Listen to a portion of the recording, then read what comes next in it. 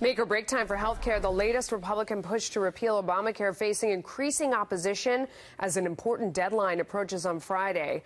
Last-second changes to the bill are being made to try and win over crucial senators. All this while the GOP and President Trump are set to unveil their tax plan later this week. Here now to react is Congressman Tom Reed. He's a member of the Ways and Means Committee who will be attending a tax meeting at the White House tomorrow. Congressman, first of all, what's going to happen at that meeting tomorrow?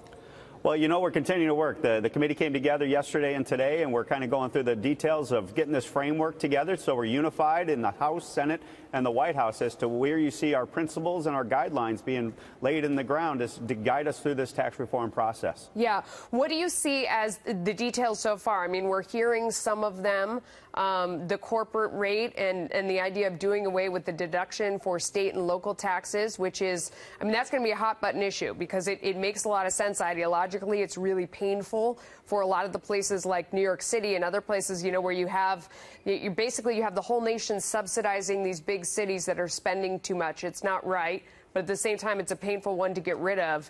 Do you think that goes away? Well, you know, obviously, coming from New York, I'm sensitive to the state and local tax deduction, but I'm keeping an open mind because as we go through tax reform, we can't defend the status quo. No. And I think there's a way to thread this needle so that we can accomplish what we're trying to do.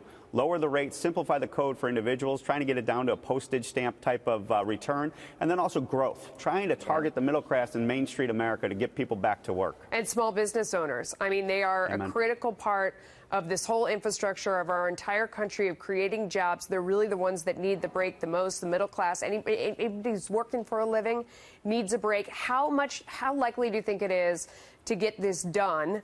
We're all a little afraid, having seen what happened with health care.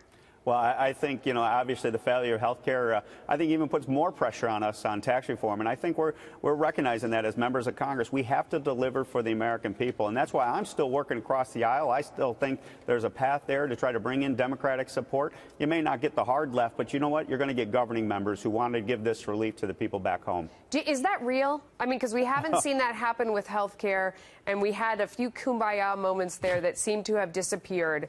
Do you honestly think that you can get some Democrats on board? I wholeheartedly believe we are going to get Democratic support for this because they represent people back home that are suffering under this broken tax code. And there are members like Josh Gottheimer, for example, that co-chair the Problem Solvers Caucus with me on the other side of the aisle. They want to govern. They want to get things done for the American people. And I will tell you, we're working together. We already got working groups in the Problem Solvers Caucus on tax reform, and we put together a health care proposal. So we've demonstrated you can get things done if you do it in a good faith, respectful manner. Yeah. You really think so? I mean, I totally agree. Like, give me on a scale of 1 to 10. What do you think is the likelihood that we see tax reform this year? Scale of 1 to 10. Oh, I think it's done. I will say a 10. Really? Because we are at the point where Congress has to deliver for the American people, and we all recognize that. And I will tell you that there's members that are willing to compromise in good faith, have the conversation. I was at the White House with a bipartisan group of members just a couple of weeks ago. I will tell you the president wants to get a deal done. I believe that he's putting the American people first when it comes to middle-class tax relief. Senate, too? Will the senators do it? Well, you know, I'm looking at a 51-vote threshold in the Senate, but I do believe that's going to be made up of Democratic and Republican senators. Wow. Obviously, mostly Republican, but there are some Democratic senators that I think are interested in it, too. A lot of Democratic senators in red states, keep that in mind, that are up in 2018. Yeah, no, makes sense. All right, Congressman, you filled us with hope today. I hope we're not getting our hopes too high, but thank you, sir. Come back soon. I appreciate it, Melissa. All right.